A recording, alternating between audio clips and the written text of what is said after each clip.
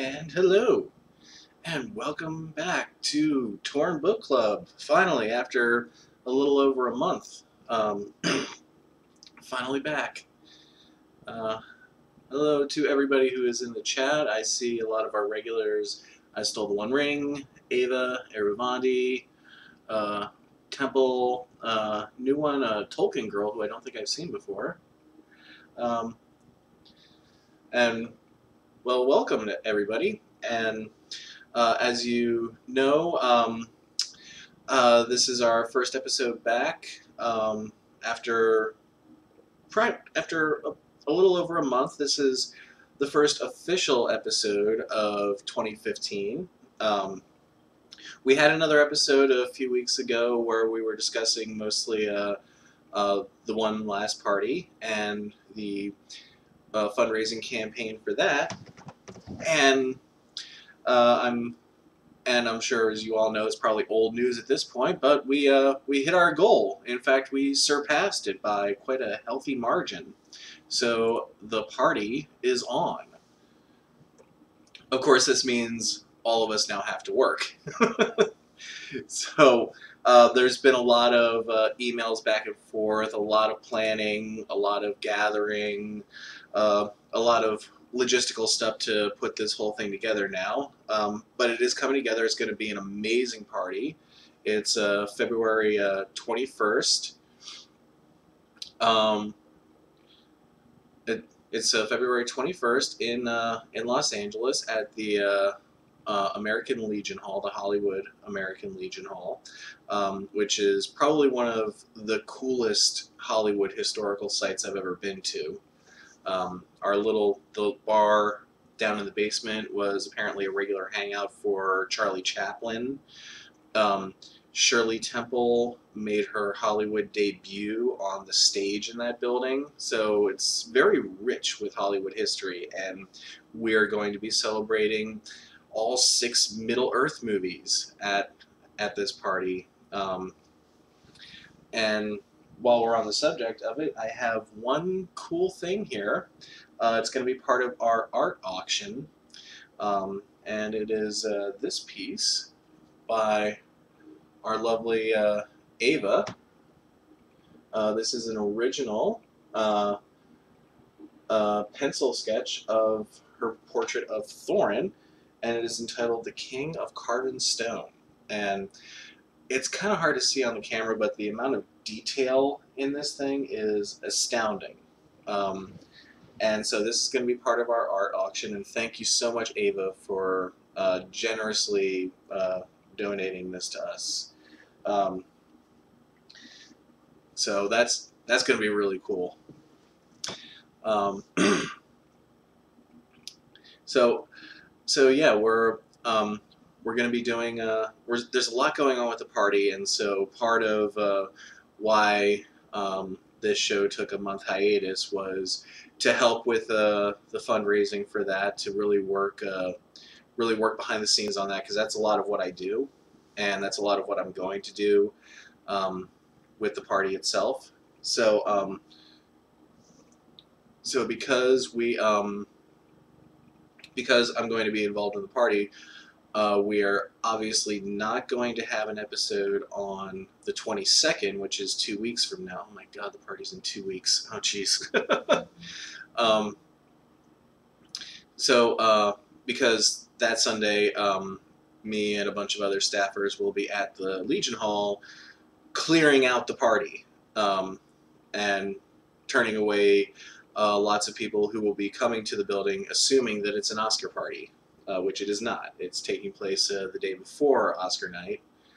And I see Suzanne is in the chat now. Hello, Suzanne.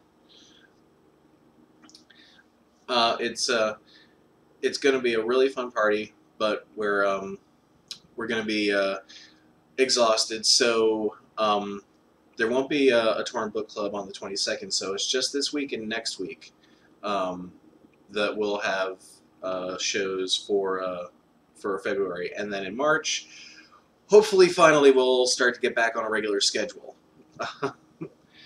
And I do apologize for all of the craziness that's been going on here. taking us offline for a month. We were supposed to be back last week. That couldn't happen because of uh, it was a family emergency. I won't go into the details, but I had to fly across the country at a very short notice. Yeah, won't go into the details of it because it's very personal. But yeah, that's why we didn't have a show last week. Um, but Tolkien Girl is saying, "Wish I could come hang out in LA with you guys. I'm a little too young to be traveling to LA by myself." Well, that's okay, Tolkien Girl, because we will be doing a live stream of the party, so you can log on to the site. You can log on to the One Ring Live, and you will be able to attend the party virtually. So it will be open to anyone and everyone. The live stream will be free. You can just log in, and you can see all of the wacky shenanigans and hijinks that will be going on during the party. So don't feel like you're going to miss out. You won't be missing out on this. And this is our last party. We've as the title says, it is the one last party. And this is our last party that we'll be doing like this. Since the first movie came out, since Fellowship came out, we've been doing Oscar parties for all the Middle-earth films, and they became really, really big deals. Particularly with Return of the King, when it swept the Oscars. And our party became the #1 place to be in Hollywood on Oscar night. Everybody came, and it was this really big, wonderful party. We shot off confetti cannons when the Return of the King won Best Picture. It was a huge deal, and we did it again for The Hobbit: Unexpected Journey. Didn't quite get as much of an Oscar response as we were hoping for. So for The Desolation of Smaug, we did a much more low-key party. But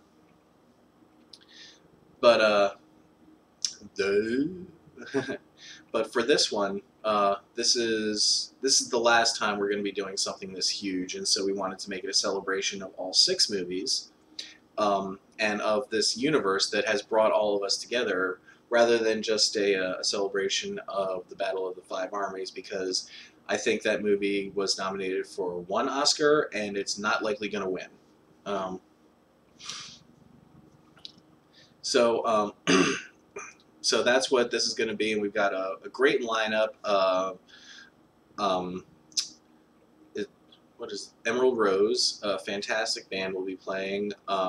William Kircher's band, California Dreamin', will be there. William Kircher, he played Biffer in the Hobbit movies, and he is a fun, wacky guy. So I'm looking forward to that. And Tolkien Girl saying, "I truly hope they do a nod to Lord of the Rings and The Hobbit at the Oscars this year." I have a feeling they probably won't, which is a real shame. But I mean, Lord of the Rings already had its big moment. It swept the Oscars in 2003 or 2004, whatever. So this is mostly just a celebration for us, the fans. I don't expect it'll have a very large presence at the Oscars itself.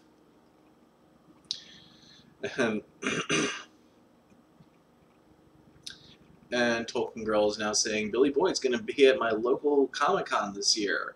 That's very cool. Is it the Cleveland Comic-Con? Because if so, then you will have more access to Billy Boyd than we will at the party.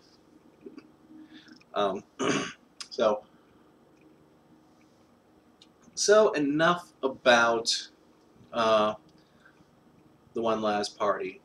It's going to be a great time. I'm looking forward to it. it's a it's a celebration of us. It's a celebration of what we love, and that's what makes it so special. And that's why I'm looking forward to it. Um,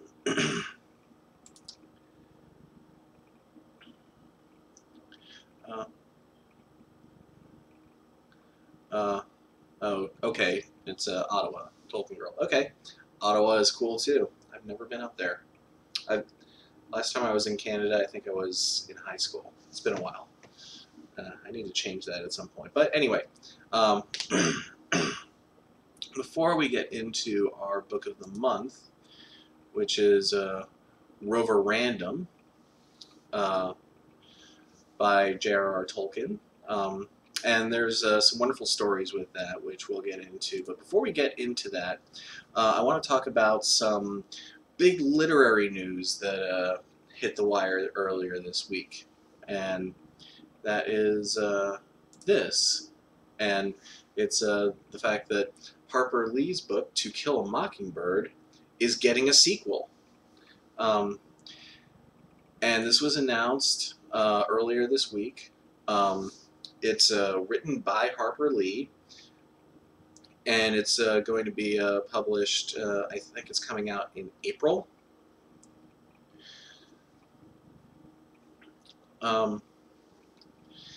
So, and as a little nod to that, if you tuned in early, you heard a little bit of the suite from the movie To Kill a Mockingbird, which was done by Elmer Bernstein.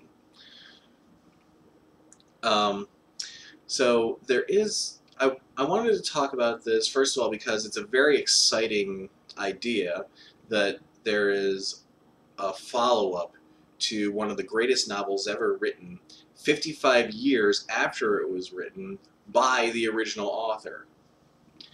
And that's practically unheard of.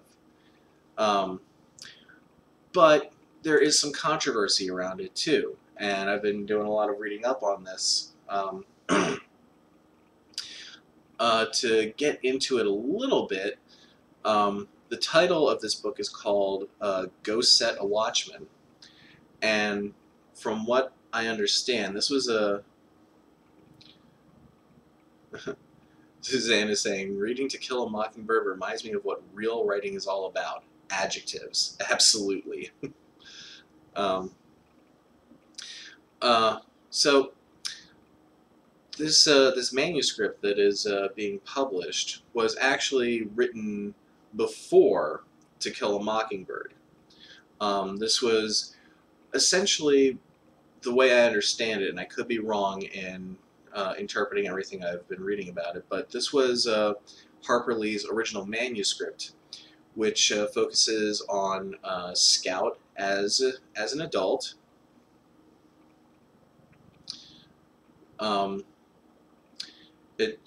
It's about a lawyer named Scout, and it's about her life, and there's a lot of flashbacks in it to when she was younger. And apparently the publisher didn't like this manuscript all that much, but really liked the flashbacks. And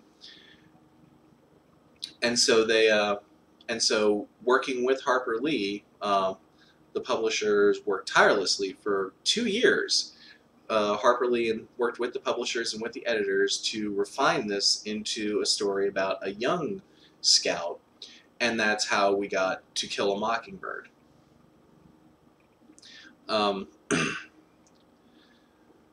And so it's a little strange to read what is essentially the original story that apparently the publishers didn't want published. And it's very weird because essentially To Kill a Mockingbird is actually a prequel to the original book, which is only coming out now. And this is also going to be published without any changes, without any editing. It's going to be the same. It's going to be the original manuscript.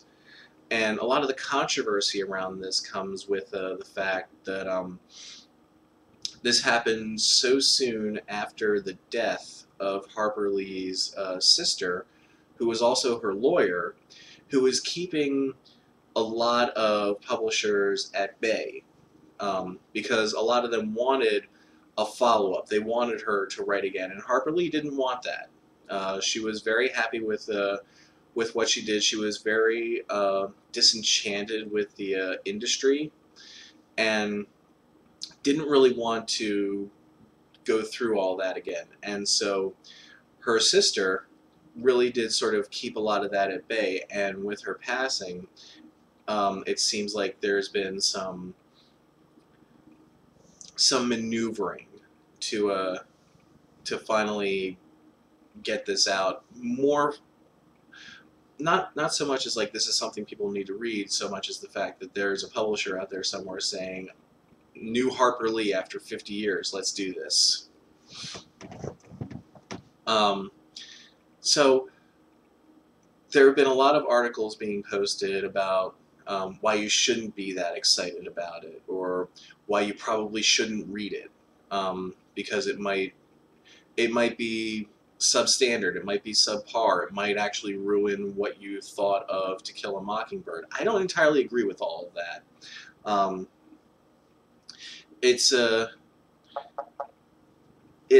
It is true that, I mean, it happens under suspicious circumstances, because Harper Lee right now I believe is in her late 80s, not really of sound mind at this point. At least that's how it is from what I understand. And so there is this controversy of she's being manipulated by publishers into allowing them to publish this manuscript. Now, that isn't to say that it's bad. I really don't know. I haven't read it. I would love to read it. I think more than just like as a sequel to Tolkien Girl saying Lee is 88. That's right. Yes, 88. Okay, that's what I had read. I just wasn't entirely sure of the specific age. What was I saying? It's not that I don't want to read this, because I absolutely do, but not as. But I'm looking at it from the perspective of this was something that Lee wrote originally. This was something the publishers weren't too keen on. This is probably not going to have the same quality of style as To Kill a Mockingbird, because one of the things you have to keep in mind is that Harper Lee worked very tirelessly with a bunch of editors for 2 years to perfect To Kill a Mockingbird, and this does not have that. And so I want to read it just to see, like, it can sort of give a little insight into what her process was like, what her writing process with To Kill a Mockingbird was like, as a straight up sequel to Kill a Mockingbird. I don't really want to look at it that way, because when you look at it that way, you sort of set your expectations very high. And like Tolkien Girl is saying, I think it'll be all right, not as good as To Kill a Mockingbird, but I still want to read it, if only to see her original thoughts. And that's exactly it for me. I want to see her original thoughts. I think it would be a wonderful insight into how she was as a writer. Because I mean, I will be honest with you. To Kill a Mockingbird is one of my all-time favorite books. I read it in school, like the rest of us did, or most of us. I don't think Ava has read it yet. At least looking at the chat. See, I do look at the chat. I'm not just talking into a vacuum here.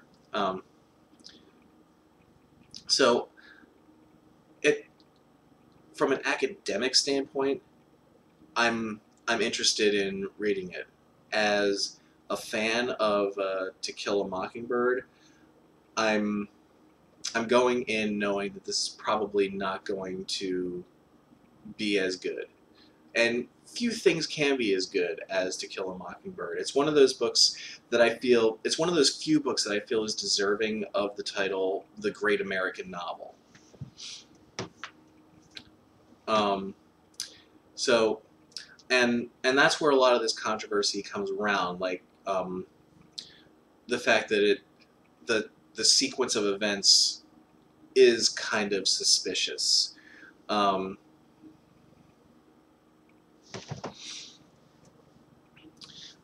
Suzanne is saying, see, I always loved the movie, and one summer a few years ago I broke down and read it and loved it. Good. And the movie is it's as much of a masterpiece as the book is. And I I recommend it to anybody. Gregory Peck, one of the finest performances of his career. Robert Duvall is fantastic. The girl playing Scout, whose name I can't remember, she was fantastic. Um, and God, I can't remember. Brock Peters, I think. Um, he plays Jem. I believe his name was Jem. The names after so long they sort of blend together for me. But Brock Peters is fantastic, and some of the geeks out there may know him better as Admiral Cartwright from the Star Trek movies. Um, uh, Temple saying it was in black and white, maybe a few years after the book was published. It was probably a number of a few years after the book was published when it came out, and it is an absolute fantastic movie. Highly recommend it. If you tuned in a little bit earlier, you heard some of the music from it, which is fantastic. And I would say that Elmer Bernstein's work as a composer, you can hear it inspired in like other composers' work, like John Williams. You can definitely hear the inspiration from Elmer Bernstein in there.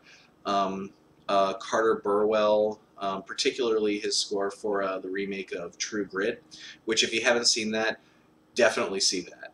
Um, uh, yeah, okay. So okay, we're getting into Jem was Scout's brother. Okay, yeah, I knew that.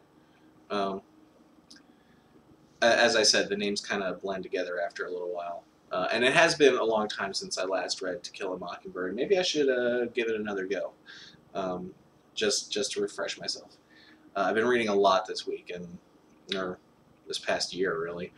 Um, so yeah, so that's what I have to say about To Kill a Mockingbird. Now, I think uh, okay, Susanna is saying Jill was who was a character in the book was an analog for Truman Capote, who was a friend of Harper Lee's, and that's certainly possible. Um, one weird rumor that I heard about when I was researching the controversy behind Go Set a Watchman was that apparently there was a rumor going around for a long time that Truman Capote actually ghost wrote To Kill a Mockingbird for Harper Lee. I don't think that's the case at all. They were friends. Harper Lee really worked very hard on this book. So I think I really feel like saying that, oh, well, she didn't really write it, Truman Capote did it on the sly, is really a disservice to her. And of course, Truman Capote was a great writer in his own right. But you don't take away Harper Lee's success, just because, for whatever reason. Yeah. Uh,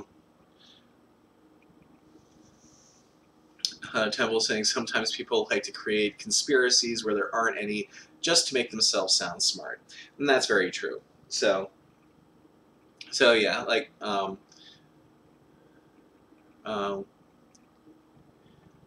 Suzanne is saying, see the movie Capote, which is great as well, and Harper Lee is a character in that. Um, and that's one I still haven't seen because I know that, and I do want to see that because that's sort of like the story behind Capote writing his book In Cold Blood.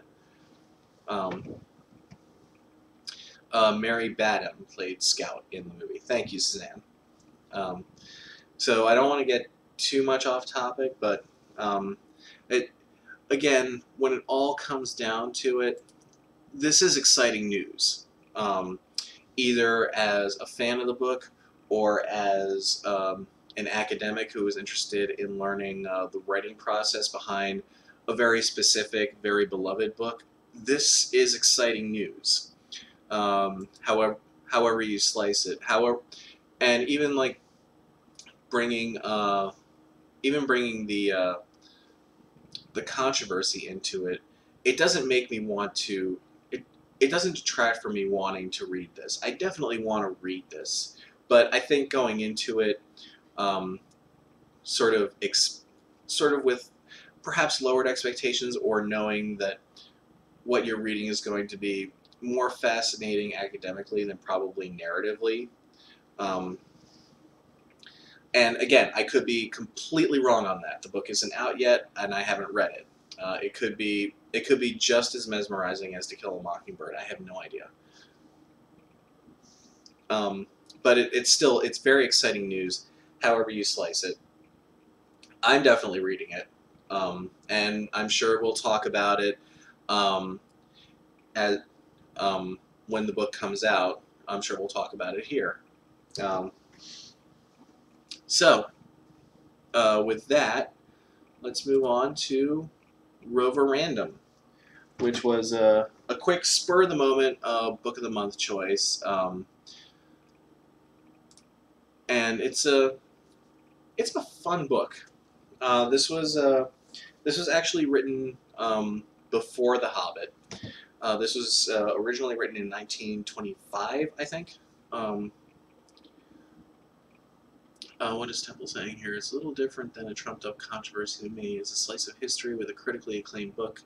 Hard not to want to read the work of someone who really knew how to write. Absolutely, Temple, and that's one of the things that I'm looking forward to with that. But so Roverandom, I chose this because I really enjoy this book. It's a quick read. It's a fun read.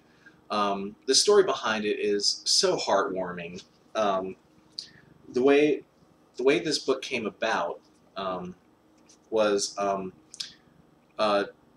J.R.R. Tolkien and his family. They were out at the beach. They were on a vacation, and his son Michael had a. Oh God, we just got a big one in there. Tolkien Girl giving a little info on Roverandom, and she's absolutely right, and I'll get into that briefly, or I'll get into that in a little bit. But first I want to talk about the backstory behind Roverandom. Michael had this little toy dog. It was like a little pewter dog, and one day he lost it, and he was distraught about this. He was a little kid. It was his favorite toy, and it was gone.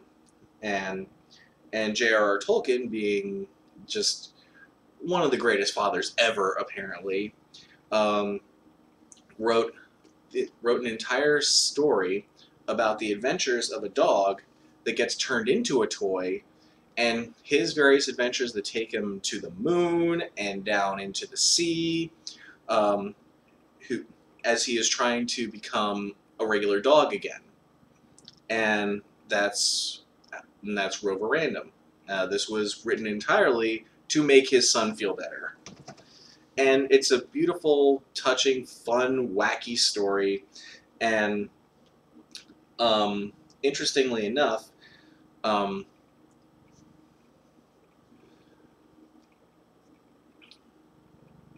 Tolkien Girl is saying, I feel like I'm talking too much. No, you're not. No, you're not.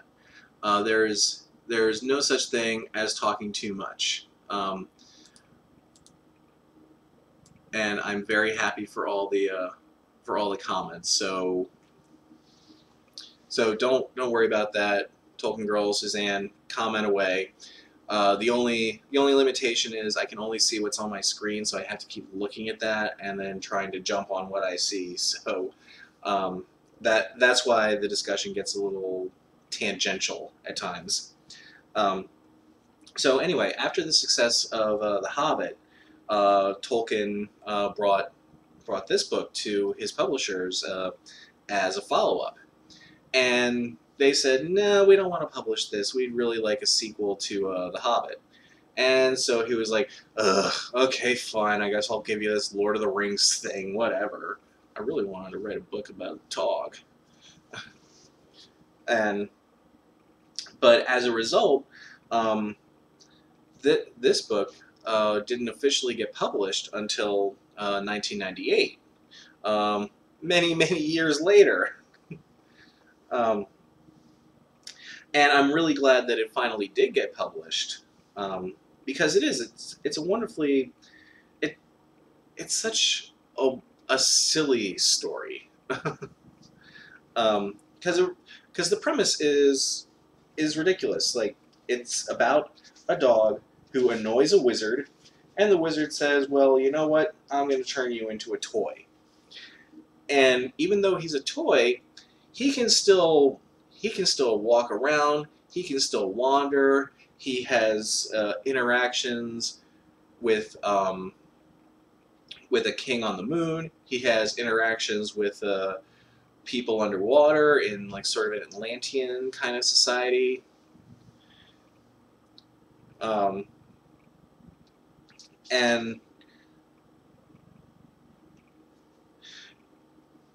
yeah, and meanwhile, like, I love, like, at the end, after all of this, he finally catches up with the wizard and is like, okay, you've made your point. Can you please make me a regular dog again? And the wizard is like, okay, fine. And there are some wacky hijinks where the wizard has been kind of like, he's been kind of like the court magician for this underwater kingdom, but bad stuff happens, and he's basically kicked out. And Rover, the dog, goes with him, and he says, okay, after all this, everything we've been through, can you please just make me a regular dog again? And the wizard says, okay, fine, I will. And then realizes he's out of magic. and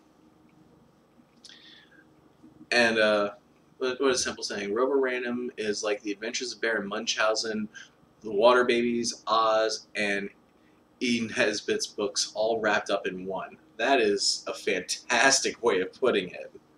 There are definitely shades of Baron Munchausen in here. Definitely shades of Wizard of Oz. The main wizard in this, who has the really weird name of Artaxerxes, I can sort of see shades of Gandalf in him. He's definitely ill-tempered, but he's also much more self-involved than Gandalf is. And Susanna is saying, so Calvin and Hobbes without Calvin. Kind of, yeah. Except, well, the thing with Calvin and Hobbes is that Calvin is the one who kind of gives Hobbes his existence. He kind of wills Hobbes into existence. This is a little bit more opposite of that. And I mean, a lot of this is Rover really just wants to get back to the family that he was taken away from. Um, and so if you want, let's see, I would like to read a little bit of the beginning of Roverandom. Let's see how far we can get to. Uh, okay, I'll just do the first part, which is how Rover becomes a toy. And you can sort of hear a little bit of Tolkien's narrative voice. This is far more whimsical than The Lord of the Rings, and even The Hobbit, for that matter. Um, so let's just, I'll just read a little bit of the first chapter, because what the hey.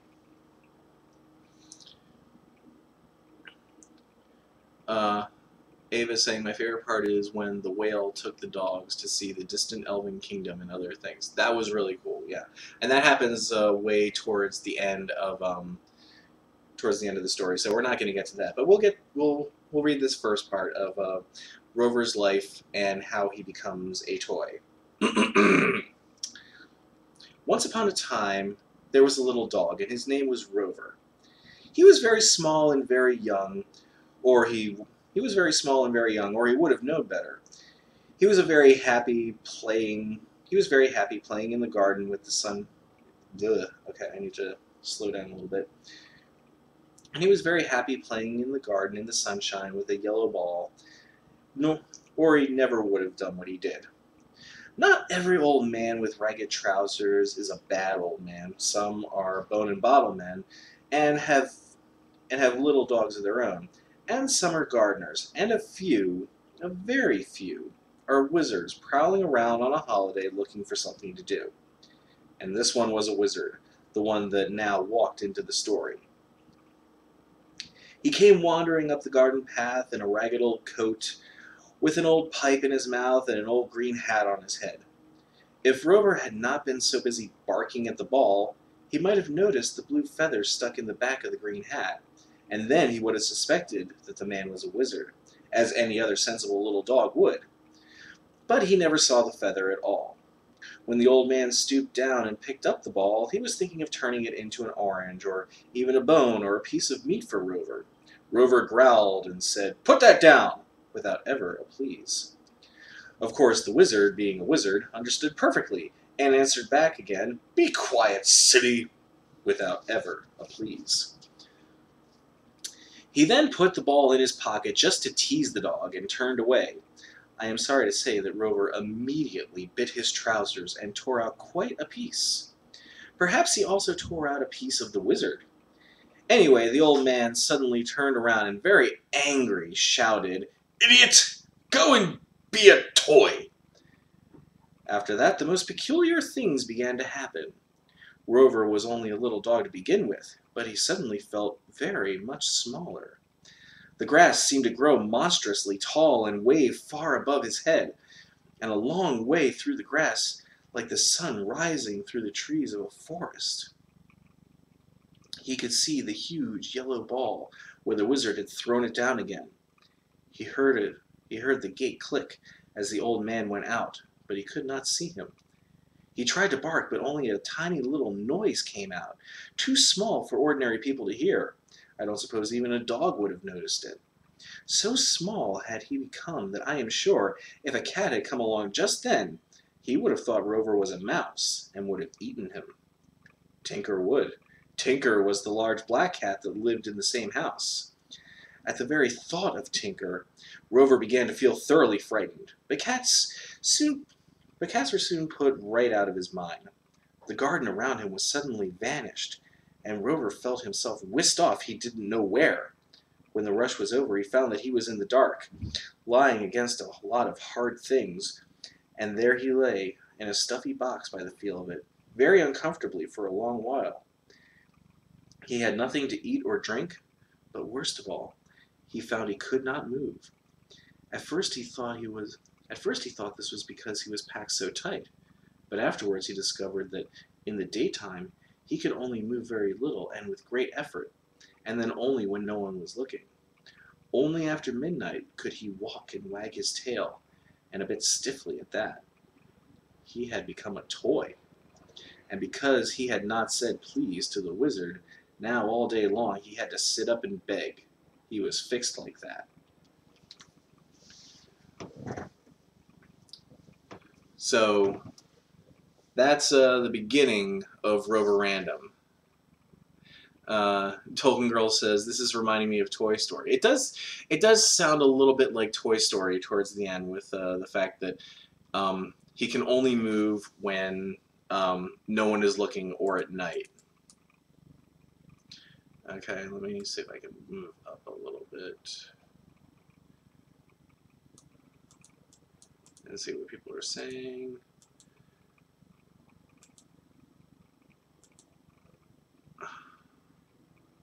Yep. So there's a there, it's a very silly, very whimsical kind of story, and that's what I like about it.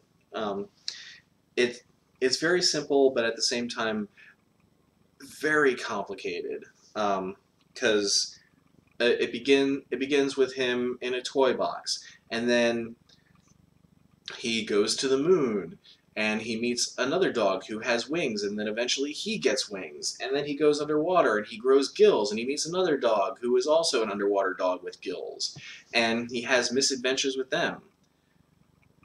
Um, Ava's saying, "Fun fact: the name of the whale, Uin, means I swim." Oh, that's funny. I didn't know that. Um, that's funny. That's cool. And the whale, Uin, is a really fun character too. They're all fun characters. And uh, there, and he there is a character in here with a really weird name. I'm trying to find him. Okay, his name is Samathos, um, who is another wizard who I believe lives on the moon. Um, and and his full name, if I can find it, is actually like Samathos Sapthamides or something like that. Um, um, and so yeah, there are dragons and there are whales and there are um, um, so many fun characters. It's so imaginative. It's fun and whimsical. It's definitely a story for little kids, but it's so engaging at the same time. And so I was very glad that that this book finally did come to light. Um,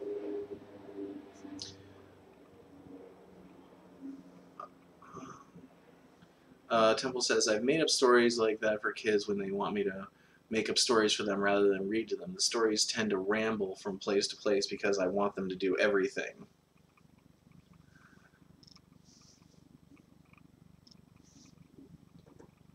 And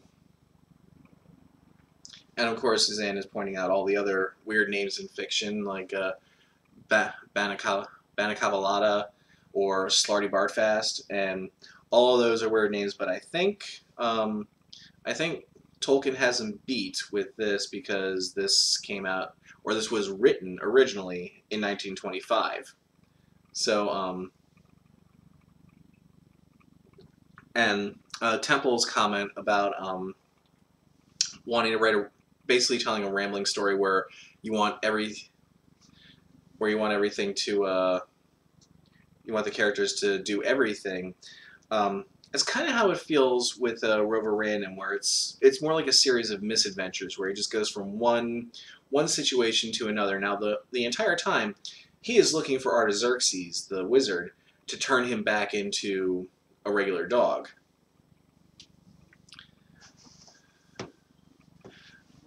And everybody is loving Suzanne mentioning the name Banakavalata, which is from Doctor Who.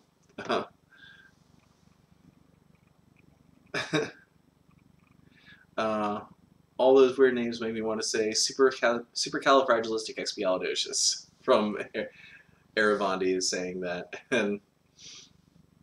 And so while we've certainly had weird names in the past, um, even though the book wasn't published until 1998, It was written in 1925, so technically Tolkien beat out everybody to the weird name fest there. Well, although I'm sure there are other stories around the time that had weird character names. It's fun coming up with weird character names, and oh god, now everybody's talking about supercalifragilisticexpialidocious. Yep, it that is a great song, and such a fun word to say. Supercalifragilisticexpialidocious. Yeah. Okay. Uh, Token Girl says, when you sing in a choir and have sung that every year, oh dear God. That's like, that sounds awesome and also hellish. I really don't know what side of the line that falls on. Um, so, so I loved Roverandom, and I hope a lot of you did too. Um, I saw that Ava absolutely loved it, and so I'm glad. I'm glad for that. And I hope that we'll keep reading more Tolkien as the months go on. Now, I had hinted on the Facebook page about doing something with the Silmarillion, and I've talked about that a little bit. Um, and I'll tell you a little bit about what I'm planning, because part of why I took a month off was to sort of develop this idea. Um, as of now, Tolkien Book Club, or Torn Book Club, is pretty much just a weekly or bi-weekly, or whenever I can do it, live web chat show. And I want to expand that into something more. And so I've been toying with I've been working on, and Ava is saying, I'm going to draw something from Roverandom. I loved it so much. Oh, please post that when you do. I love that. I would love to see that.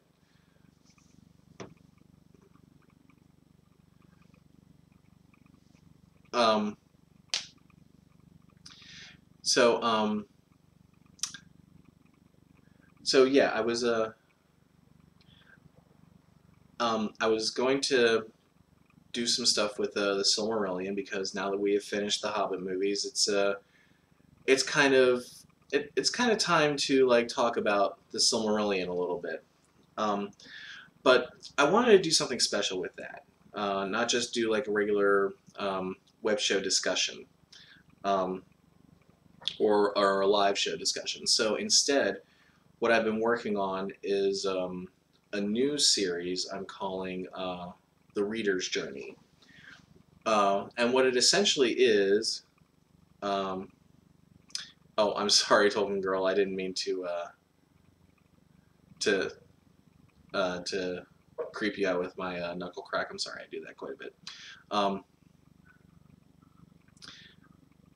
The Reader's Journey is going to be a smaller pre-recorded web series, probably about 5 to 10 minutes apiece each episode. And each episode is going to spend this 5 to 10 minutes looking at each chapter of the book. And as I thought about it more, I thought, why stop at the Silmarillion? Why don't we do the entire Middle-earth canon and just keep that going for however long it takes? So, so the plan right now is to start with the Silmarillion, then move on to Unfinished Tales, then Children of Hurin, and then The Hobbit, then The Lord of the Rings, and then ending with Bilbo's last song. And this is going to take a while, because we're going to go chapter by chapter through all of these books. And it's going to be in like little easy to digest 5 to 10 minute pieces. And then the live show will be discussing each one, or we'll be discussing the ones that I put up in greater length. And I'm sure Suzanne will have lots to say. And the reason I want to do something like this is because doing a live show with a live chat and talking about everything I want to talk about, I feel at times I get I can get distracted, or my mind can sort of go in different directions, and it's hard to sort of stay on topic as much. And I don't blame anybody, and I don't dislike that. Um, but with something like this, I really want to stay on topic, and I really want to get my points across. And I know everybody in the chat would have lots to say about the Silmarillion, and um, and that's wonderful, and I love those discussions. But I also can get distracted, and I want to be able to get my point across, and then we can discuss it further. So that's what the reader's journey is going to be. It's going to be getting my point across, and then we can discuss it at greater length during the live show. And it also gives us something that we can continue to talk about rather than me scrambling every week to come up with a topic. um, and in addition to that, we're still going to be doing the books of the month. We're still going to be, none of that is going to change. This is just going to be in addition to that. And I'm sure it'll be fun. So right now I'm reading I'm going through the Silmarillion chapter by chapter, while at the same time writing up episodes for each one. So that takes a little while. So I don't know when exactly this is going to start, because I want to get a few done before I start putting them up, so that we can do them in fairly rapid succession, like maybe a couple a week. So just bear with me as I do this. We're still going to have the regular show as often as possible. I stole the one where you're saying, "Great, now I need to think of excellent points while pretending to read the book."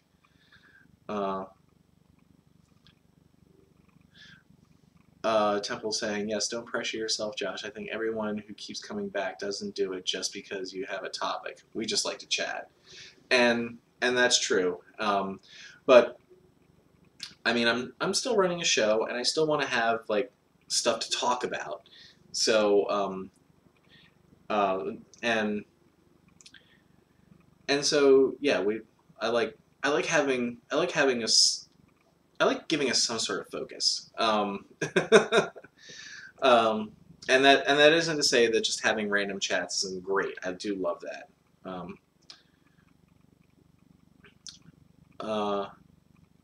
But I want to be able to like break down not just the Silmarillion, but all of Middle Earth, because I feel that Middle Earth is probably one of the best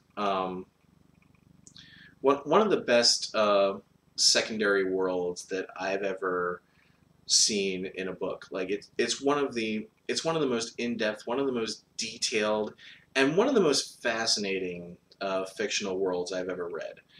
And so I'd like to be able to go into some great detail about that. And so to sort of put myself in a little bit of a bubble where I can talk just about that, and sort of plan out what I want to say and not be distracted, is something I really want to do. So that's how this is going to be. This is how this is going to be going. When it will be starting, I don't know, but I wanted to let you know that that's what's going to be happening. And so if you don't see anything Silmarillion-ish for a little while, that's why. But for now, we're going to have one more episode for this month. That'll be next week. And then we're going to take a week off for the one last party, and then we'll be back. Tolkien Girl is saying, "My sister's watching The Walking Dead, just hollered at the top of her lungs, Tyrese!" Nice. I love The Walking Dead. So yeah, that's where we're gonna leave it for this week. Next week I'll come up with something to talk about. We'll think of some stuff, and if not, we'll just have a nice random conversation. That's always fun too. And so I will see you all next week. Um, in March, we'll have another book of the month. Haven't really decided which one yet, but we'll come up with something. And be sure to tune in to the One Ring Live on February 21st for the One Last Party. If you're not there in person, at least you can be there virtually. It's going to be a great time. And so I will see you all next week, and never stop reading.